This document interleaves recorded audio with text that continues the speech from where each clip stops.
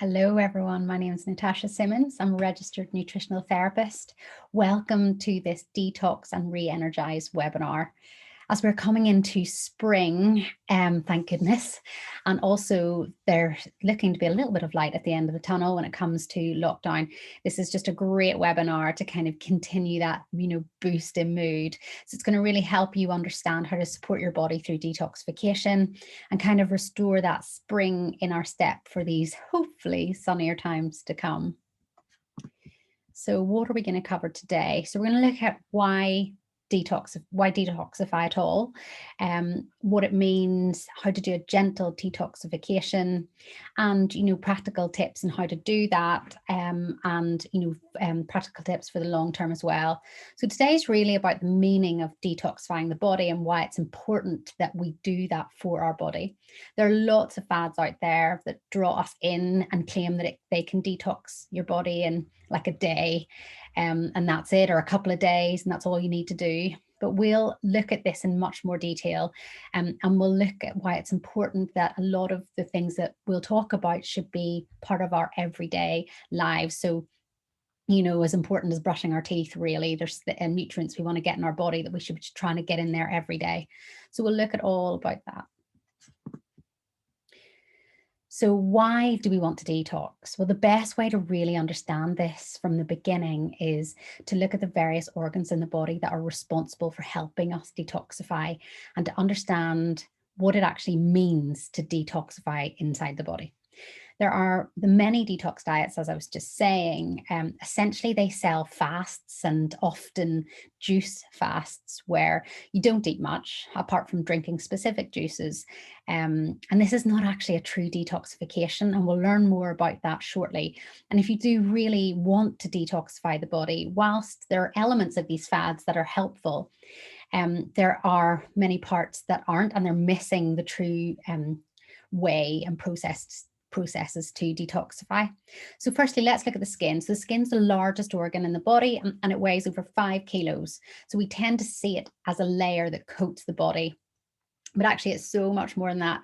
It's a really important part of our detoxification system. So when the rest of these organs here, like the liver, intestines, lungs, become overburdened, the waste in the body has no other option but to come out in our skin.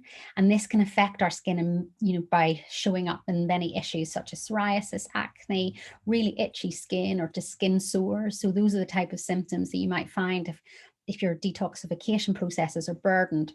And so this is something that we can look at, and it kind of gives you an indication of what you need to do to support the body, and that is support the rest of these organs.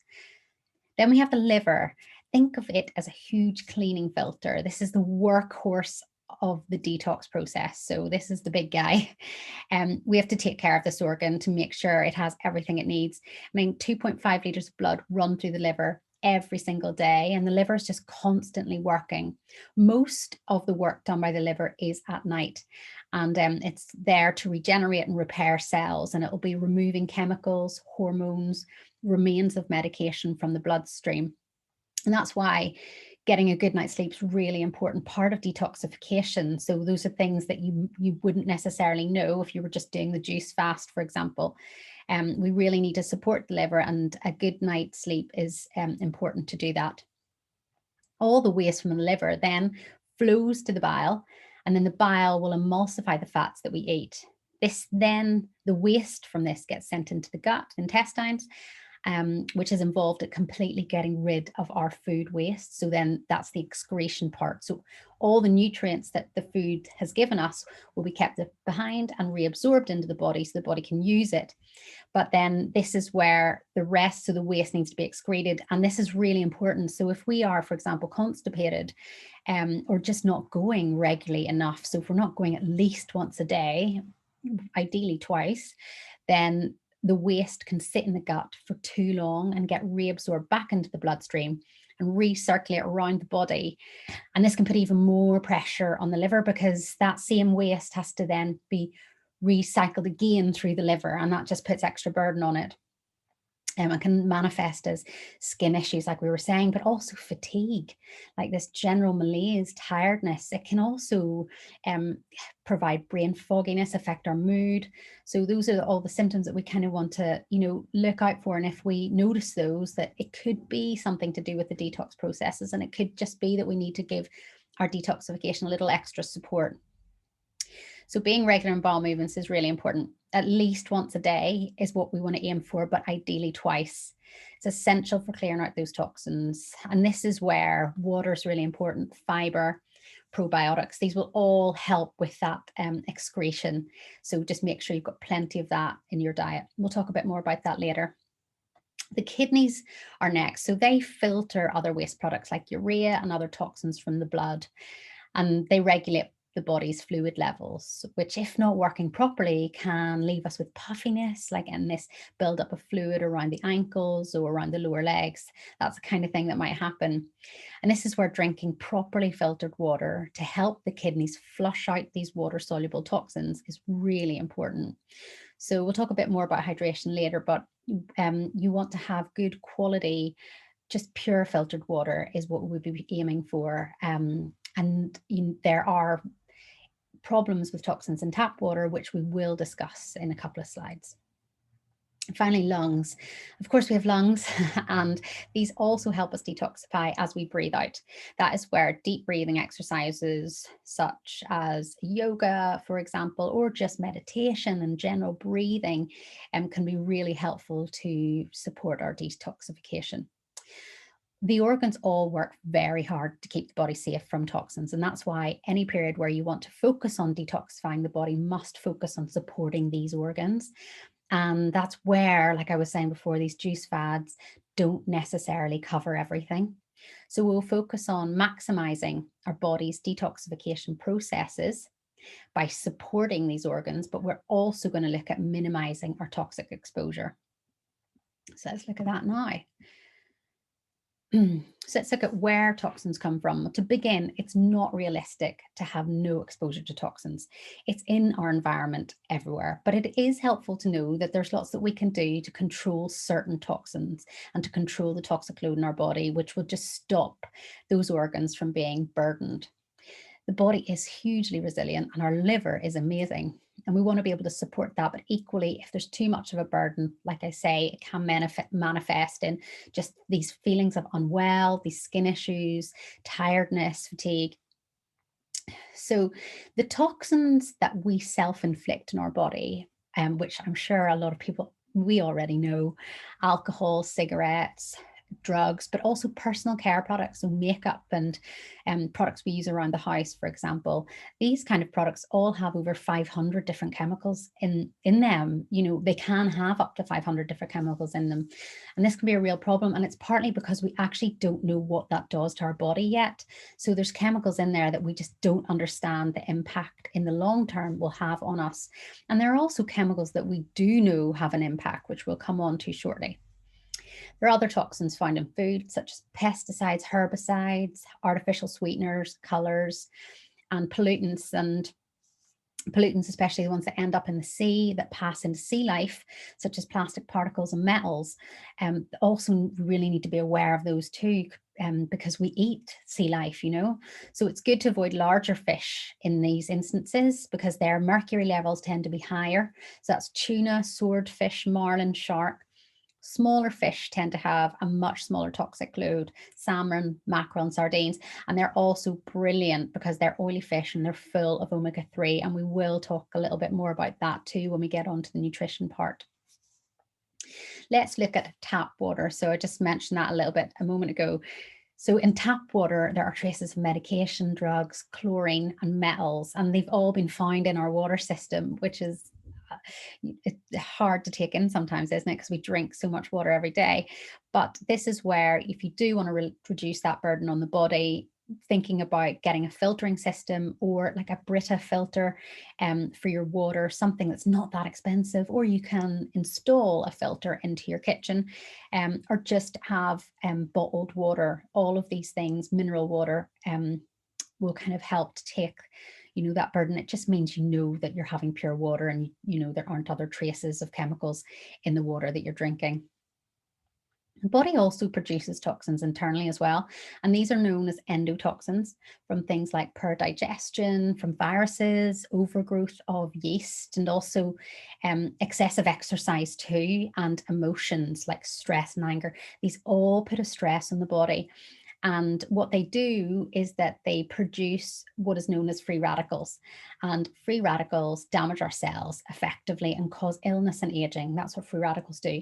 Now, what we do, you can't get away from things like, emotions.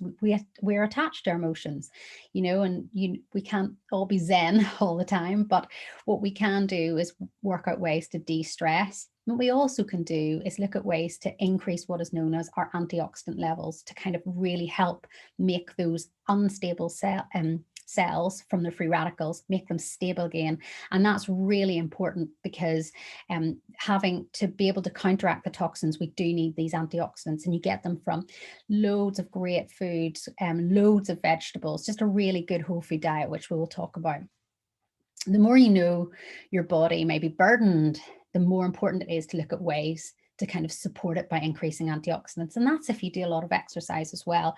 Exercise comes with a myriad of benefits, but we also have to remember that it does create toxins in the body. So if you are exercising a lot in one day, just make sure you are eating a good diet after that to help support it. So let's look at the next slide, obesogens. So I mean, who would have thought that toxins can increase body fat or prevent body fat loss? Unfortunately, there are toxins that can increase our body fat storage, and these are called obesogens. And they are dietary and pharmaceutical compounds that might alter and disturb our metabolic processes. So basically, these are compounds that disturb how we function inside our body. Our metabolism is really important. We need to keep all the systems functioning really well in order for us to thrive. And if they're disrupted, we can feel fatigue. If we have a slow metabolism, for example, weight gain. If our metabolism is disrupted, it can predispose us to this weight gain, because what happens with these toxins is they can reprogram the fat cells to become larger and then change their distribution around the body. So when people think about weight, they think, oh, energy in, energy out. So, it's all to do with calories often, but actually it's so much more than that. It's not just about eating less and moving more. It's about all the different effects of fat and toxins in the body and how that can impact our fat storage. That's another thing. And stress also plays a part there as well. So it's just something to think about. So for example, when people say that they are exercising and watching their weight, but yet they find the fat is stubborn and they can't get that weight to budge, this could be because there are so many other factors at play which need to be considered. So that's just really good to know that toxins can impact things in that way. And, just because someone is struggling with their weight, it doesn't mean that's it. That's the way it is. It just means there may be other alterations that need to happen in the body to help boost that weight loss. So overall, these toxins are really stubborn, and they embed themselves, they store themselves in fat, and then they hold on to this fat, and that's how this slows down the metabolism, and is often, as I was saying, one of the reasons why people have this persistent fat. So how does fat tissue impact hormones and even encourages weight gain? So what happens? Well, what happens here is that it impacts the hormones that tell us when we're hungry, and it impacts the hormones that tell us when we're full. So fat tissue releases hormones specifically related to this metabolism regulation. And these hormones are called leptin and ghrelin, and they tell us when we need to eat and when we should stop eating, without even knowing that that's what's happening. So more body fat we have, and the more toxins we have, the more we are susceptible to making these hormones, to disrupting these hormones, and then encouraging further increase in body fat. So it's kind of like a vicious cycle. And that's why we wanted to talk about obesogens, because there are some really common ones that if we just remove or mindful of, can impact our body, easily. These are positive, easy changes that we can make that can help our well-being. So let's look at these obesogens and the effect they can have. So I'm sure a lot of people have heard of BPA, bisphenol A. If it leaks into our body, it can mimic hormones such as estrogen, and this really disrupts our hormone balance. It's found in water bottles, plastic water bottles, plastic food storage containers, and this can cause large fat cells to enlarge. And this doesn't just apply to women. I know people think that, oh, if it's estrogen related, it's just women. It's not, it's also men. So it's also important to know that BPA is a carcinogen as well. So this is a toxic substance. And this is why a lot of places, a lot of companies will say, oh, our products are BPA free. And we want to make sure we are going BPA free because of the reasons I've just said, and also because BPA is a carcinogen. And what this means is it's a substance that increases cancer risk. So the safest option really would be to avoid these plastics and go for stainless steel, go for glass water bottles instead. And, you know, these, and definitely don't leave plastic in the car, because when plastic heats up, the particles then leach into the water, so that can make it even more potent. And avoid really soft plastic bottles as well, because when you squeeze them and the warmth of your hands, that also transfers leakage into the water. So there's also perfluoctanoic acid, let's just call it PFOA, which is another carcinogen. This is a really large toxin found in manufactured products such as carpets, furniture, non-stick cookware, wallpaper. Now listen, these are all products that we have every single day. You know, we can't get rid of our wallpaper. You know, it's not really feasible to like remove our carpets. But equally, it is really good on the flip side to understand that too much of all of these things can have a burden on our health. So it's not about being scared of these items at all. It's about being aware of them, and just where you can control and support your body's toxic load, that's where you want to step in and do it. So rather than worrying too much, it's about looking at ways that you can help it instead. So continuing, just a final slide on obesogens. There are other obesogens, organotins, which are found in handbags, wallpaper, like I said, phthalates, which is anything that's perfume. Now, lots of people will talk about phthalates. We've heard that kind of in the market as well as BPA. This is one of the biggest obesogens that's most common that we can actually change, so that we can impact. So whilst changing our wallpaper and sofas is a no-go for many people, including me, we can swap skincare and laundry detergents for more natural products. So you find these phthalates in anything perfumed. So for example, candles, really potent candles, swapping them out, because once they're burning, the toxins start to diffuse into the air. So just change your candles instead by a diffuser, and use essential oils instead. You know, so there doesn't have to be, you can't smell good. It just means your room can't smell good. It just means you have to change it up a little bit. Changing your skincare for something more natural, or your laundry detergent for something more natural as well, which we'll come on to in a bit too.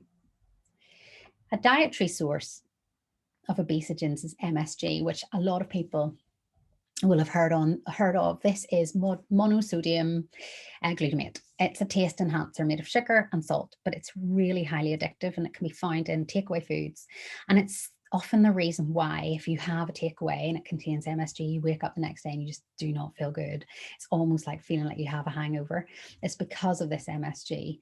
And this is another obesogen that we should really be aware of too, when we do choose to have takeaways, and you know how many we might have, say, in a week. With all of these toxins, it's, you know, really easy to accumulate the extra toxic load, but it's not about being scared. Like I said, it's not about going, oh, is there anything I can do? It's just about supporting the body to deal with it as well. So we're going to look at that.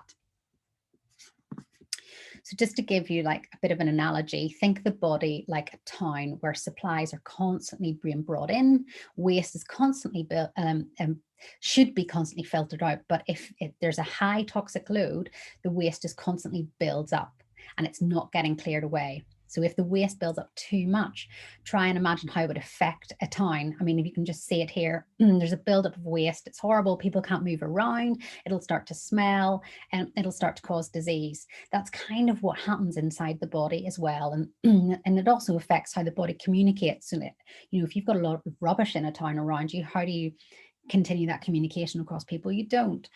So this rubbish pollution would just build up and seep, and people would just start to either stand still and then maybe start to get ill.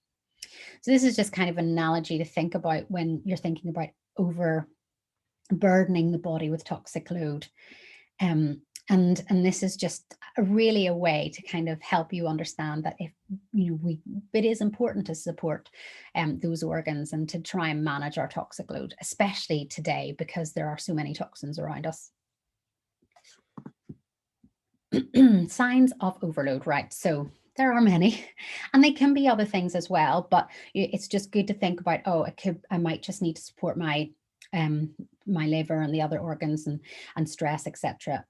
Just to try and bring down this overload. Signs include fuzzy thinking, headaches, muscle pains, poor sleep, depression, and fatigue. And that's why understanding detoxification is really important for our general well-being. If you feel like any of these symptoms, it may be that there is a little strain on those detoxification organs, and we just need to support them. And the other signs of overload include difficulty losing weight, which is what we've talked about, digestive problems, food reactions, skin problems, which again is what we talked about, and hormone imbalance, which is what we've talked about. And then these frequent infections and viruses as well. And that's partly could be because of this buildup of toxins in the body. So what does detox actually mean? In its simplest definition, it is alleviating the body from toxins. That's essentially what it is. Most of us think a detox involves a period of a juice fast, but this actually wouldn't be enough of a support for the liver, and it would not enable an effective detox. So the real meaning of detox is to have a complete break from toxins. It's about removing some of the main sources of toxins to lighten the load, and to allow the body to then continue its job and strengthen itself. And then it's also about giving the body the right nutrients to do that as well. Almost like when you would spring clean your house. I mean, you don't spring clean your house every day. You clean it to a point every day or every couple of days. You keep it like surface clean, but then after a few months, you give it a good spring clean. That's kind of what detoxification is like. So it's not to be confused with juice fasting, like I said. So the detox we are talking about is definitely not to be confused here with, buying these juices and fasting over a few days. Whilst fasting actually has a myriad of benefits, and we really advocate intermittent fasting actually. One of the main benefits is that it boosts human growth factor. And this is really important for health, for our fitness levels, for anti-aging, brain health, and helps us burn fat. So intermittent fasting is really is brilliant for the body when done appropriately, but it is not really related when it comes to detoxification, because for detoxification, it's not necessarily about stopping eating food for a period of time, because your liver also needs nutrients. So it's about having a good balance there. And the science does not relate effective detox with fasting. They're two different things. And we do need certain nutrients and vitamins and minerals, and one being protein, which is so important for detoxification. And protein supports our liver. And like I was saying, it's like the workhorse of detoxification.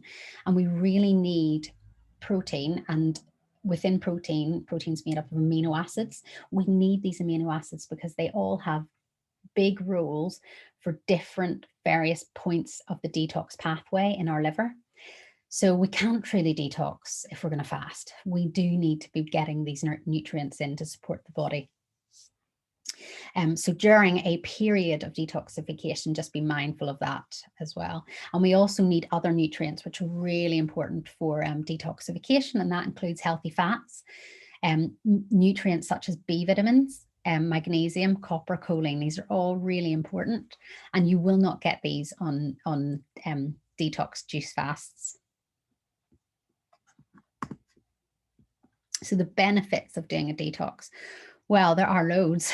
There are loads. It will support your cravings. It will help with weight loss naturally. It's going to balance out the hormones as well, remove the toxins.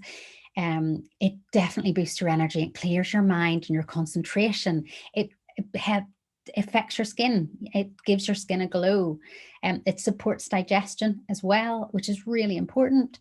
And when you start new habits like this and you see all of these benefits start to come through, you're less likely to want to deviate from that. So you tend to continue. Well, that's what we hope you will do from today, to continue those little habits, those good habits that help provide all of these benefits. So it's not just about detoxifying for like 2 days and leaving it at that.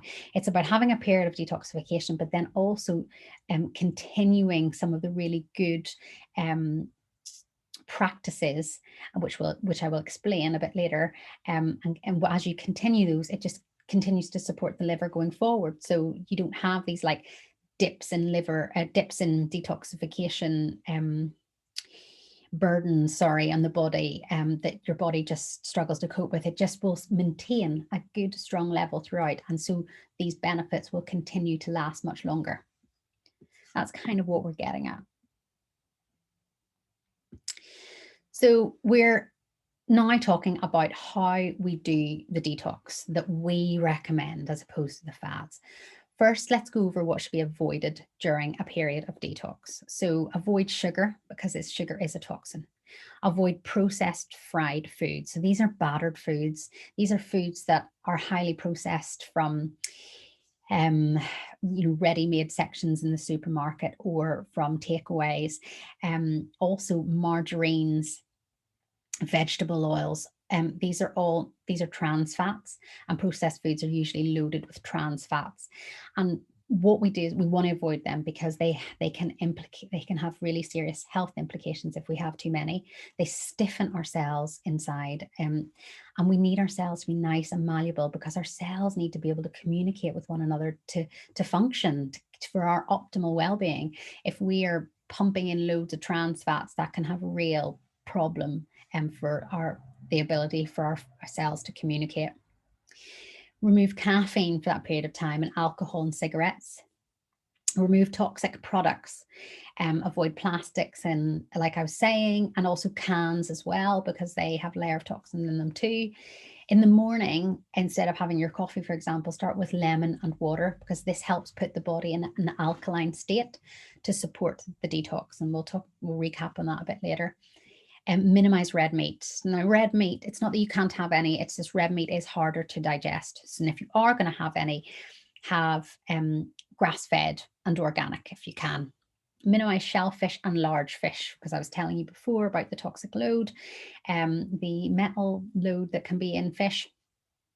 So just go for the smaller fish, the smaller fish that are loaded with omega-3s, which are really good because they lower inflammation as well. So the rule of thumb, you want to be having salmon, mackerel, sardines, herring, anchovies. Those are the really good oily fish to get in your diet. Avoid gluten. So wheat and barley, it can be difficult to digest these, and they break down immediately into sugar anyway, and that will be counterproductive for detoxification. So go for non-gluten whole foods. Swap those kind of white carbohydrates with brown ones. Go for sweet potato, instead of white. Cow's milk can cause low-grade inflammation, and this is partly because it's high in a protein called A1 casein. And the biggest two reasons why our cells degrade is due to toxins, which we've talked a lot about in the last 20 minutes, but it's also due to inflammation. These are basically the foundations of disease.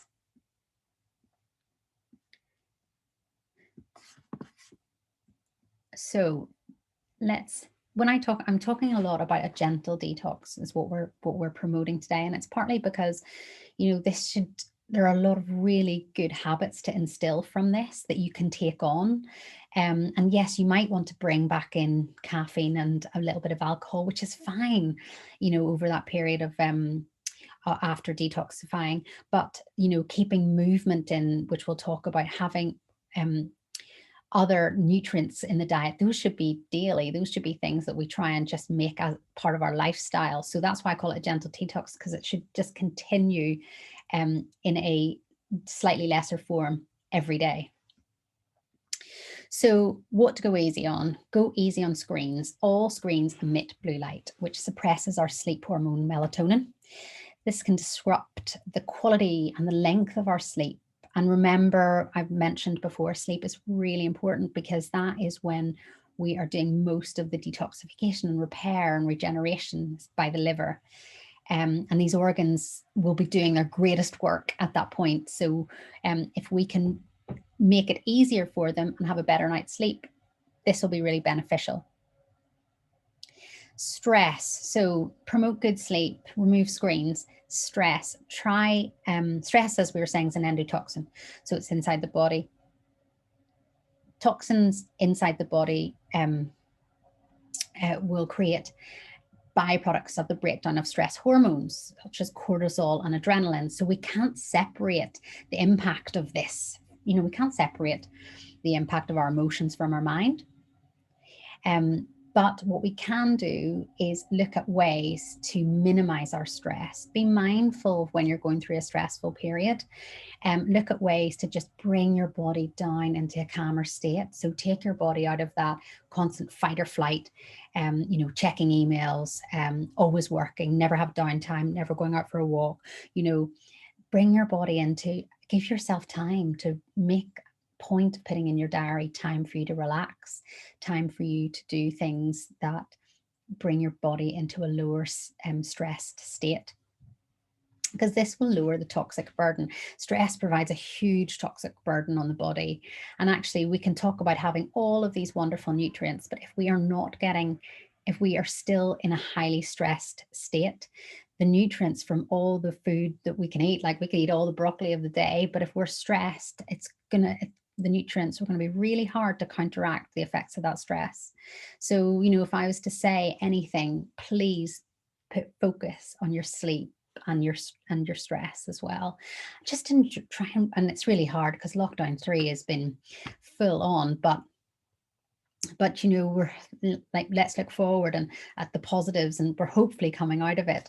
And if we can just create these times to like have walks with a friend or just laugh, these are really good and supportive to help reduce toxins and help reduce that burden. Also, there's easy ones to look at, like yoga, tai chi, breathing exercises. The breath pod online I use quite a bit. It's really good to just help you understand how you can do deep breathing. Walking in nature, all of these things are really good for stress. And we all have different things that we find that de-stress us. So it's just about tapping into those. So let's look now at what we should be putting in. Right, so there's about 8 points here that I really want us to kind of cover. So because what you want to do is to help powerhouse your detoxification system so it's feeling really great. And like I was saying before, we want to remove the toxins to help alleviate the burden, but we also want to get in some super good nutrients as well to really help the system work optimally. So there are certain major do's now that we have covered the don'ts. So let's look at the do's. So it's all about, like I've said, minimizing exposure and maximizing the body's natural detoxification strength. Starting with whole foods. So we hear this term a lot, whole foods. And really, these are foods that are just come in their whole form. They're in their purest form, they're unprocessed, and where we can, they are free from pesticides and herbicides. So where you can, go buy organic. So you get, if you have the choice and affordability to go organic, you will know that there will be less of a toxic burden, because these foods are not sprayed with pesticides and herbicides. And there are some really good not just recipe boxes, but like vegetable boxes that you can get delivered, which lots of people use and I use as well. So the ones that I would recommend would be Riverford's, Able and Cole, and Farm Drop, and they deliver all over London. And these are really good quality veg, and they also have less plastic around them, so that's another benefit too. They kind of come in just a paper box, so at least you know that if there's been any warmth, that plastic isn't going to leach into the veg. Also with organic, you just need to think organic. If you can buy all organic, brilliant. But if you can't, go for foods, buy organic with foods that have a thin skin.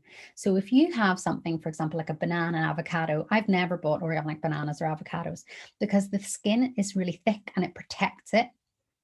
But if you are buying something like berries, strawberries, try and go for anything that has a thin skin, go for organic if you can. If not, just really wash them really well in like a bit of apple cider vinegar. You can Google how to do these things online, and just make sure you've rinsed the foods really well, or peel them to just get rid of the skin. But you know, if it's got a thin skin, so for example, in berries, sweet potato has a thin skin. Ideally, you want to cook with the skin on or have them with the skin on, because that's where the concentration of nutrients will be. And that's why organic for those types of foods would be preferable. So number 2, have at least a third during this period of detoxification, have at least 1/3 of your veg raw. And this is to get the highest amount of enzymes from veg, because when they're raw, they're more concentrated in vitamins and minerals. If you do need to cook them, just try and gently steam them as opposed to like boiling them or roasting them. Veg is really important because the fiber, having the fiber is really important for excretion, like I talked about before, and it encourages a fully formed bowel movement, which we really want to be getting once to twice a day. And you will find that in these juice fasts, they're juice, and so there's none of that roughage there, so that fiber is actually lost, and that's a real shame. With these juice fasts, because you're losing something that's really important, because fiber not only great for supporting the bowel, but it also feeds those really good bacteria in the gut, and the gut is something, the digestive system is something we need to love, because most of our immune system is in our digestive system, and if we support our digestive system, we're going to support our immune system. And all of these, and this also has links to the brain, so it also can impact our mood health as well. So it is just about being a little bit understanding what's going to benefit the body, and in terms of detoxification as well. You can find fiber in nuts, seeds, quinoa, beans, pulses, buckwheat, any veg, and fruits as well. Vegetable juices, right? So this is where juices are beneficial, but you would really want them to be made fresh if you can. So just time to dust off your NutriBullet if you've got one.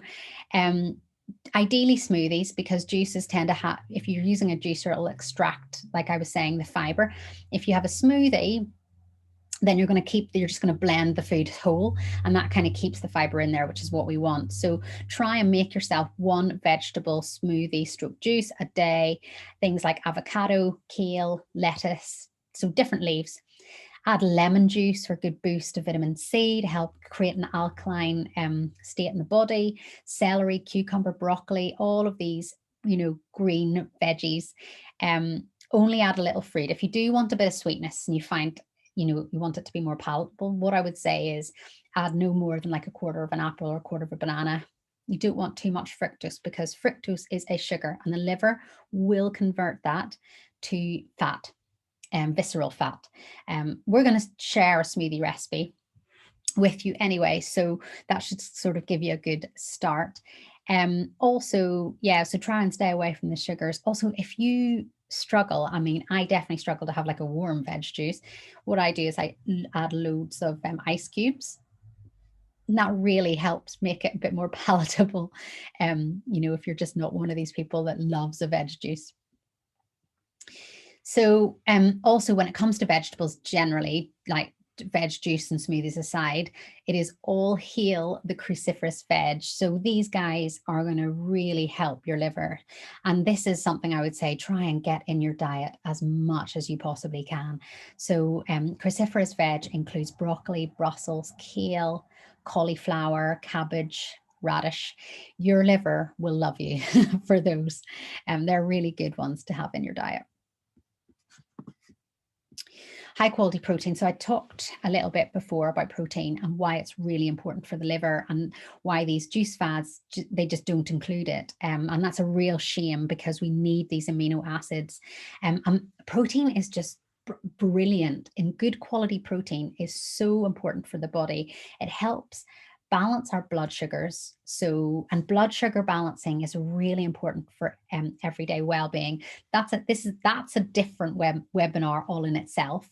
But what I will say is protein is very good for that. And if our blood sugars are out of balance, we can feel like low mood, cravings. We really want the sugar if we don't have enough protein, and those cravings can become quite detrimental for us. They can make us feel like we have, if we're craving sugar, we get this like potent amount of sugar in the body, and then we have a slump, these afternoon slumps that people experience. It can affect our brain health. It can affect our weight as well, just general concentration and general fuzziness. But protein will really help support that. It reduces cravings, it balances mood, and it's really good to support the liver. But what we also can say is you can have a good quality protein powder too. And I like Sun Warrior. That's a really good one because it has lots of different amino acids in it. So I would go for that, or maybe Pulsin, but I would mix different Pulsin proteins together, because we want to be getting different amino acids, and Pulsin only provides pea or rice or hemp, and we want kind of a combination. So protein powder is a good go-to, but really try and get that oily fish in, the lentils, flax seeds, sunflower seeds, hemp, chia seeds. These are all amazing. And they also are a really good source of fats as well. Chicken's really good quality protein. Tofu, tempeh, also really good options. So healthy fats, I've actually mentioned quite a few sources there because they overlap with protein. Try and have healthy fats with every meal. Fats are vilified because people think, oh, there's too many calories in fats, but actually it's quite the opposite. Fats can give us energy. They can keep us full and nourish us and help balance weight, as opposed to doing what other people think is, making us gain weight. It can be quite the opposite in the right amounts.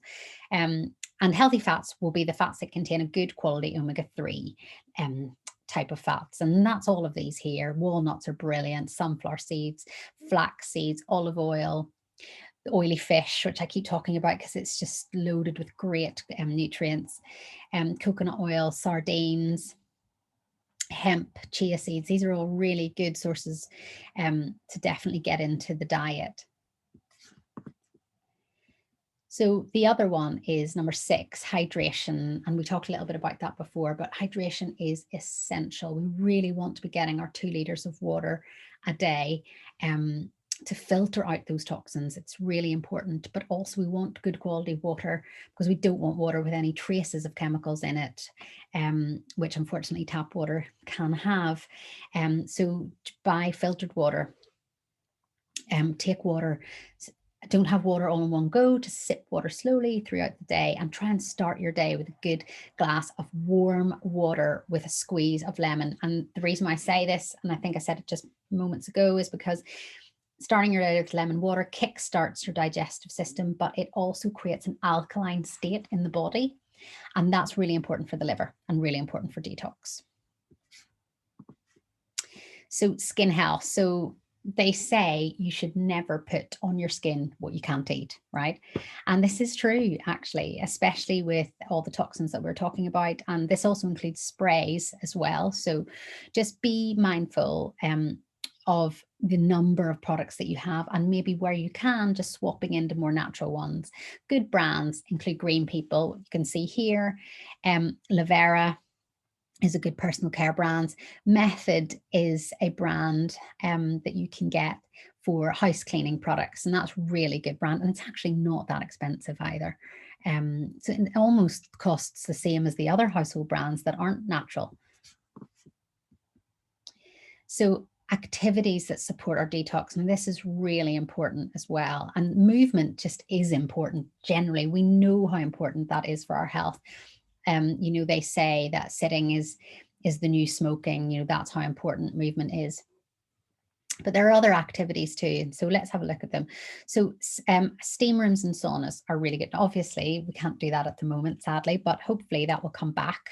But the idea here is that you're sweating, and sweating helps remove toxins. So what you want to try and do is get as much steam and sauna in as you possibly can, you know, and even if that is just a treat to the spa when things open again, that's still beneficial. And make sure you shower after, because you don't want toxins to reabsorb back in the body. But just generally giving your body time to sweat is really important. And always make sure if you do sweat that you shower after. Massage. So massage is brilliant, not just because it feels so good, but also for our lymphatic movement. So that is, our lymph system is like waste removal, is like a waste removal company in our body. But it doesn't have a pump, right? So in order for the waste to get moved out and moved around the body where it needs to go to then get excreted, we have to move ourselves to encourage this shift in toxins. And you know, this exercise, walking, but actually really good lymphatic movement comes from rebounding, so bouncing on a trampoline. And also you can skin brush as well, which helps get the lymphatic system moving as well. Other options are meditation and mindfulness, and this is to really encourage us to de-stress and to help with breathing to remove toxins through the lungs. So that's another one. And bathing with Epsom salts. I mean, Epsom salts are full of magnesium, which are great for liver support, but also it's really good to detox with, or to de-stress with a bath. Another activity, which I did say before, was trying to support your sleep, trying to make sure that you prioritize sleep. And I will reiterate this again, sleep and stress are so important, not just for detoxification, but for many parts of our general well-being. And so I would definitely say just spend a bit of time looking at ways that you can support your stress and your sleep. So a typical detox day, what does it look like? A large glass of water with lemon juice, like I said, the smoothie, like I said as well, and then really try and start to pack in those nutrients throughout the rest of the day. So a salad, you know, you've got your cruciferous veg in there, your oily fish, your protein, your pulses, your seeds. So that's going to encompass the protein, the fats, the anti-inflammatory fats, which are really good. And all the other nutrients that we need, which includes B vitamins that I mentioned before, magnesium. That's all really important for our liver. So, you know, having a good lunch can make a huge difference there. Great rule of thumb is that half our plate should be veg. So if you take a plate, half of it should be veg, a quarter of it should be protein, and the other quarter should be really good quality carb. And on a detox day, remember, we're trying to avoid gluten as well. So try and make sure that you're mindful of that. And be careful not to have dairy, or just be careful of dairy because of the A1 casein, like I mentioned. And that's really important when you're in your period of detox too. Movement, so your 30-minute gentle stroll. Now they say a gentle stroll here because too much excessive exercise is going to create more toxins. And on your detox day, so the period that you plan to have to detox for, just try and dial it down a little bit, so that your body isn't dealing with these excess toxins coming in. And then you can pick up your exercise regime as normal after. So stroll is also very beneficial for movement. and also just general well-being to de-stress too. Snack on good quality snacks, so no sugar. Nuts, seeds, fruit, no more than 2 pieces of fruit a day, and try and keep them low sugar. So your berries are what you really want to be going for. Avoid high sugar fruits, which include exotic ones like bananas and mangoes and exotic fruits that you would think of, papaya, etc. Try and have dinner early to just give your body a break, so that at night it's not having to deal with digestion, so that actually at night it's dealing with the regeneration and repair that it needs to do. Relax in the evening. So, remove yourself so when it comes to sleep, allow yourself to relax, where you have a couple of hours away from the blue light, away from your phone, away from the TV. Just read in bed instead, maybe do some meditation, that type of thing, just to really bring your any state of stress right down and slow yourself down. So what to expect? So you're getting rid of toxins, so you may feel unwell. Drink water. Don't overexert yourself when you're in a period of detox. That's really important. And give your body a chance, and don't starve yourself. Nourish yourself instead. Follow the guide that we've just given you. So I'm just going through this I was going to talk a little bit about time frame, but I'll talk about that in a second. But if you are feeling tired, it's not a bad sign. Just remember to rest. Cravings are also possible. And then eventually you'll really start to feel like this change in energy and well-being and clarity once the toxins have started to really dissipate out of the body. So keep as many detox habits in place as possible. Like I was saying before, this, pick a period where you want to do this detox. May it only be for a couple of days to get yourself started, then that's great. And then you can expand that. But after that, try and pick some of these really good habits and continue them. Like, make sure the hydration is there. Make sure you're getting enough protein every day and good healthy fats. Make sure you're moving and you're employing de-stress habits, and you're prioritizing sleep. Like, these are all fundamental to health. But in this instance, the way we've set them out is that they're important for detox too, and important for a detox program. So reintroduce anything that can be toxic slowly. Or if at all, you might decide, oh, I don't want alcohol anymore. And that's great. But if you do, just reintroduce it very slowly and at a minimal level to kind of give your body, so your body is not shocked. Try and put these habits in place and maintain the benefits, because the more you feel the benefits, the more you're just going to want to continue to do it. And that's kind of the thing with everything, so you try and get these juices in at least 3 times a week if you can. Make sure you do things like have a monthly massage and regular saunas if possible when we can. And the water and lemon, is a great way to start the day. And it's easy, so many of these exercises are really easy to just bring into our day. So the next steps will be commit to a given duration, like I just said. So anything from 2 days to a month. Set aside a start date. So don't start if you're feeling unwell.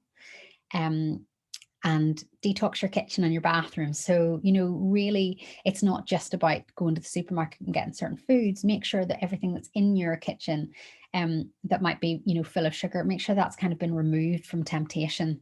And make sure you get your supplies. So sit down and think about it, plan it in advance. Have a think about what you're going to eat every day. Have a think about how you can replace products with non-toxic ones. And keep a diary of how you're feeling every day and how you're getting on, benefits, and if there's any feelings of unwell, and how that starts to dissipate and progress. That's a really good way to just keep an eye on how your mini program is going. And that's it, really. So I hope that was a really good, probably quite in-depth hour of understanding detoxification and then how you can re-energize after that. And we will be sending you these resources so that you can just get yourself started with a smoothie if you want to, and have a little idea, and you can keep actually a couple of these things just in your kitchen. So if you want to refer to the poster, then you can just to give you just to give you a little bit of a pep talk or a bit of an understanding of why you're doing your detox. All right. Well, thank you very much for your time. We hope you enjoyed it, and we will see you again for our next talk.